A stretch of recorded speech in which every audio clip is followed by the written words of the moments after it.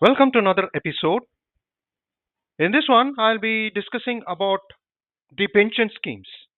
That is the old pension and the new pension, which is popularly called as NPS. I'll be just giving you an overview about both of them. You would have heard about the government employees getting pension, and that is related to the old pension scheme. But whereas since 2004 onwards, the government has regulated the old pension, and even for the government employees they have provided the NPS scheme or the new pension scheme. The primary reason was again to ensure that it's not undue burden to the government, because the pension keep increasing year on year basis, which means the liabilities to the government was kept on increasing. So to do away with that, they came up with the NPS scheme. In fact, that is um, the NPS scheme, which is most of the countries also have this facility of as employee needs to contribute, whether it is government or private, they need to contribute to the pensions, and then that corpus, which is accumulated over the period of time, is used to provide monthly income during their sunset years or retirement age. So the same thing is adopted as the NPS. So that came in 2004, and again initially it was only for the government sectors. So let's quickly look at the difference in a kind of looked at one of the website, and I'll just show you that. So here is the difference between the NPS and the old pension scheme, which is called the OPS. The old pension scheme is particularly for the government employees, and that is where the private sector employees was finding it difficult, even though they had this PPF or EPF. That was not a pension. You get a lump sum once you reach a certain stage. If you're not employed, or if you're at retirement at 58 years, you get a lump sum. And if that lump sum, if you're going to invest in maybe the FDs, then it gets taxable as well. So it was always a challenge for private sector employees, even though I think from year 2000 onwards, there were some of the private sector players like ICICI, HDFC came out with a superannuation plan wherein you could contribute some of your salary or some investment into this pension fund. But that was not regulated. So that's where in 2004 is what the government of India proposed this national pension scheme. And again, it is not just for the government sector, it is even for the private as well. So if you look at it, in 2004, the National Democratic NDA replaced the old pension scheme with the National Pension Scheme called NPS. Earlier, this scheme was only available to government employees, but from 1st May, the Pension Regulatory Development Authority made it voluntarily available for all government, private sector, including the self-employed. So even the citizens can now opt.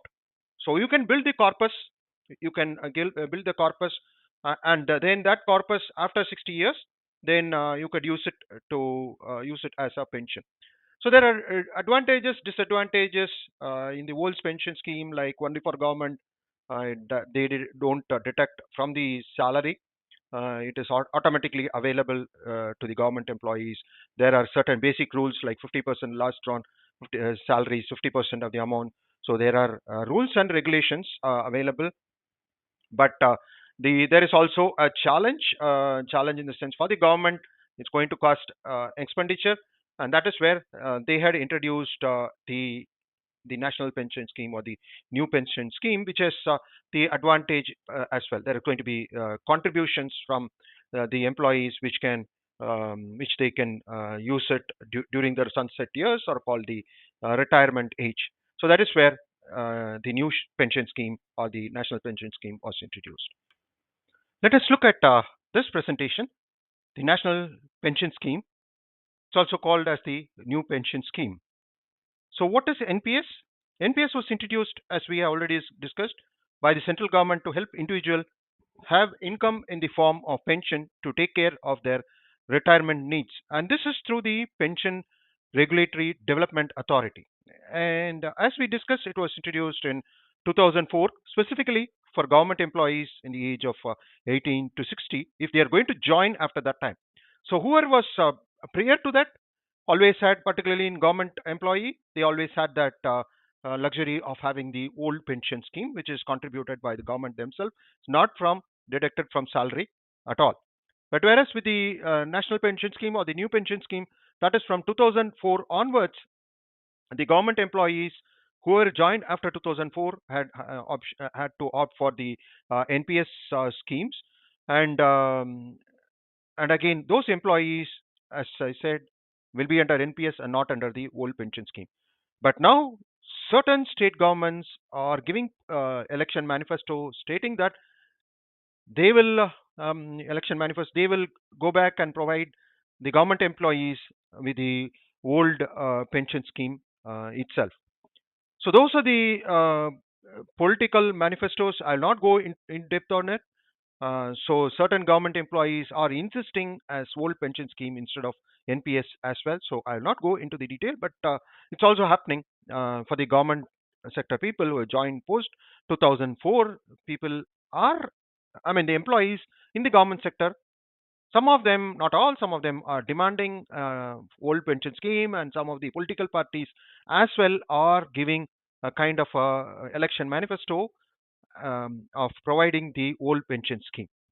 So, as I said, I'll not go into the details as it is totally political. But the point to note here is beyond 2009, it was introduced for private sector and even for a common citizen as well. Meaning, if you are self-employed, if you're not employed anywhere, you can still opt for the national pension scheme and provide contribution to it. So, which means you accumulate a corpus which can be used after your post your retirement. And again, the minimum contribution is 1,000 rupees, and there are withdrawal options, and this keeps getting amended as year pass by. Earlier, the minimum contribution around 13 or 14, it was 6,000 per annum. Now I find it is made as 1,000 per annum, and withdrawal options is also evolving and changing. If I remember right, after post 3 years, you can withdraw a certain portion of the amount, and it's about 25% you can withdraw, and the rest will keep accumulating. And you can also exit from the scheme once you complete 10 years in NPS. So those options might change over the period of time. So watch out for that as well. The most important point is EPF and PPF. As I had discussed, I mean, you get a lump sum post your once you come out of EPF or PPF, you get a lump sum at certain period of time, maybe at your retirement, or if you're unemployed, or if you are after 15 years. In case of PPF, you can opt out of PPF, or you can extend it in 5 years. You can keep adding 5 years, 5 years in PPF. EPS, EPF only if you're employed, and those are fixed interest, just like bank interest. So, generally, it's about 8%. Whereas as far as NPS is concerned, it is linked to stock, and you can regulate how much. So, which means when you are linking it to stock, there is always an element of risk, but you can mitigate it, saying that my exposure in stock should be in certain percentage as well, maybe 20%, 30%. You can choose what is that you want, 50%, whatever it is. You can choose the options as well with NPS. So that's about gives you an overview about NPS. Now it is the almost most of the private sector employees, as even the self-employed, are looking for this option because it is linked to stock. Once you are linking it to stock, generally the returns are much better compared to FDs, which is around 7 to 8%. Whereas with stock, generally it can go beyond 12 to 14 or 15%. On an average, I could say in a period of 5 to 10 years, you might get anywhere between 12 to 15%. That is the average as far as the stocks are concerned. So once you have joined the NPS, the most important part is yeah. Before that, types of account. What are the types of account? There are two types of account. One is the tier one, which is a mandatory account. It's for retirement, which is a long term one, and there are tax benefit as exempt, exempt, exempt. During the investment, it is exempt. Accumulation, it is exempt, and withdrawal also it is exempt. And you get if you're in the IT slab, and if you're opting for um, opting for the old IT tax laws, then there is also rebates. 1.5 lakhs under ATC plus 50,000 INR additionally for the contribution. You can do a self contribution as well. Voluntary contribution of 50,000 is also included, which means totally 1 lakh 50,000 plus 50,000, which comes to 2 lakhs, is you can claim exemption. And ATCCD2, if your employer is also contributing, but not all employers will go for NPS, but any big corporates or a decent corporate can opt for NPS. So there also you get a tax exemption as well. This is tier one. Point to note here is it is long term towards retirement. Whereas there's tier two, it is something like a mutual fund. You can opt in and opt out. You can sell just like stock. You can sell it and come out of tier two. Whereas tier one, that is mandatory and it is for the long term. Now that we have seen the types of account, the next one is maintaining the account. This is very common these days. You can shift these sectors. You might be an government employee and you can move into a private employee, which is highly unlikely. But the other two are common. You could be a private employee and then you can take up self-employment, or if you're self-employed, you can go into a corporate model. So initially, in my case, I was a corporate employee in 13, 14. I opted it, and after that, once I became self-employed, I moved into the all-citizen model. And if I go back to the corporate sector, yes, I can change the sector shifting. So this is allowed any number of times. So it is always better to keep it updated so that it's much more easier. So even if some of the corporate might not have this NPS option facility, so you can still stay at the all citizen model. But if your corporate is ready to contribute, then you can move into the corporate model. Only thing is the point of contact will change.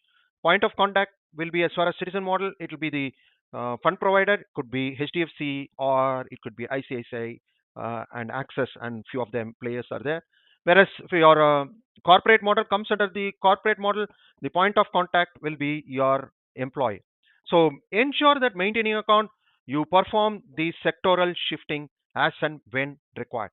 So that is important. The other one is master data updates is also possible. Now that everything is Aadhaar linked, so earlier days, I mean, till up to 13, 14, 15, those days, if you have opened the account, the Aadhaar linking was not mandatory, and now I think slowly they are making it mandatory.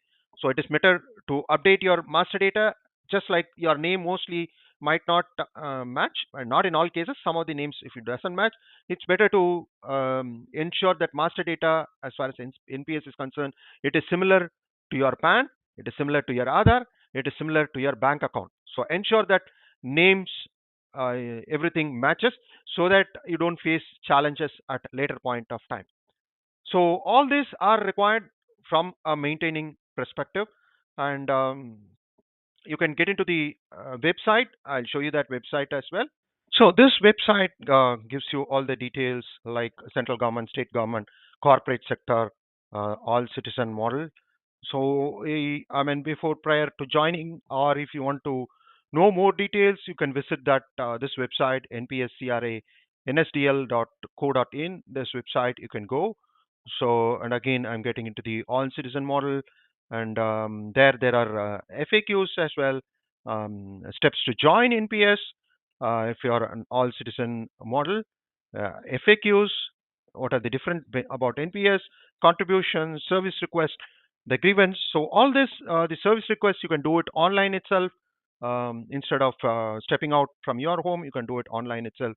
And forms, what are the forms required for maintaining subscriber registration form, NPS account maintenance. So all the subscriber detail change S2 is for detail change, shifting of subscribers. So all these forms are there. You need to send it appropriately to your POPs or to your if you're a corporate employee, then your employer, and so that you maintain those accounts as well. That is NPS account.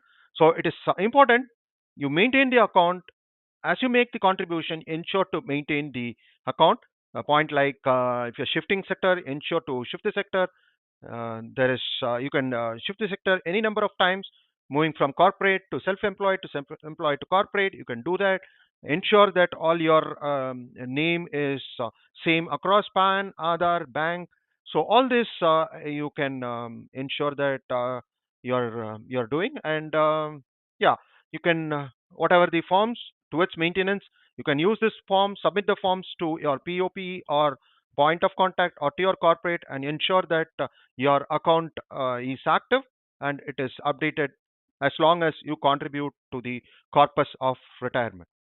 So I hope you found this presentation useful. Do subscribe to my channel. Thanks and cheers.